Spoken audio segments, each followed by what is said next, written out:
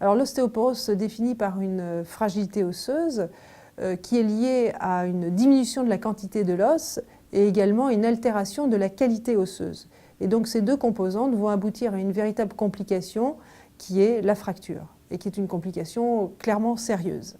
L'os qui est en perpétuel remaniement, en perpétuel équilibre entre la formation de l'os et la destruction osseuse, eh bien cet équilibre va être perturbé. Il va y avoir une augmentation de la destruction osseuse qui va l'emporter sur la fabrication de l'os. Et ce remaniement va être accéléré et en fait, à force d'être accéléré, il va y avoir un déséquilibre vers la résorption, c'est-à-dire la destruction osseuse comparée à la formation osseuse. Et l'aboutissement de cela va être une perte osseuse plus conséquente que l'équilibre osseux l'aurait souhaité. Donc à partir de là, effectivement, le mécanisme de la fragilité osseuse fait que le remodelage, que l'on appelle remodelage entre l'équilibre fabrication et résorption de l'os, le remodelage osseux va être accéléré et l'objectif à terme va être de le freiner lorsque l'on a une véritable ostéoporose.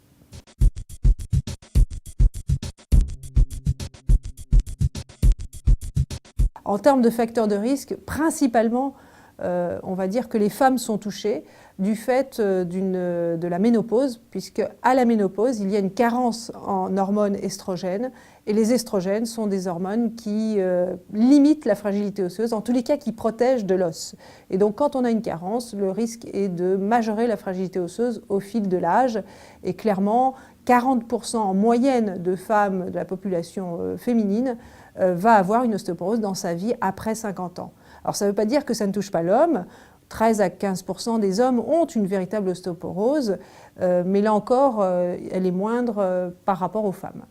Et donc là aussi, il y a des facteurs de risque qui se surrajoutent et qui favorisent cette fragilité osseuse, indépendamment des hormones. Alors plusieurs facteurs de risque, à part le fait d'être une femme et d'être ménopausée, eh bien il y a les antécédents personnels de fracture. Il faut savoir qu'une fracture, qu'il s'agisse d'une fracture vertébrale comme une fracture du poignet, est un signal d'alarme pour dire que le risque de deuxième ou énième fracture va survenir, et en particulier dans l'année où la fracture est arrivée. Donc il est très important d'imaginer que lorsque l'on a une fracture, il faut faire vite pour identifier la fragilité osseuse et pour, après un bilan bien entendu, aboutir à une prise en charge thérapeutique globale et en particulier éventuellement des médicaments. Donc parmi les autres facteurs de risque, il y a les antécédents familiaux de fracture et en particulier la fracture du col du fémur chez le papa ou la maman, qui est un facteur de risque pour l'enfant, et d'autres facteurs de risque qui sont malgré tout non négligeables, que sont les patients qui sont sous corticoïdes par voie générale sur une période de plus de 3 mois. Ce sont des patients à risque car les corticoïdes fragilisent l'os, selon les individus, pas chez tout le monde, mais selon les individus. Donc il est indispensable de faire une évaluation de l'état osseux au moment de l'introduction de la corticothérapie, si on sait que c'est sur du long terme, et d'évaluer la fragilité osseuse en tant que telle sous traitement.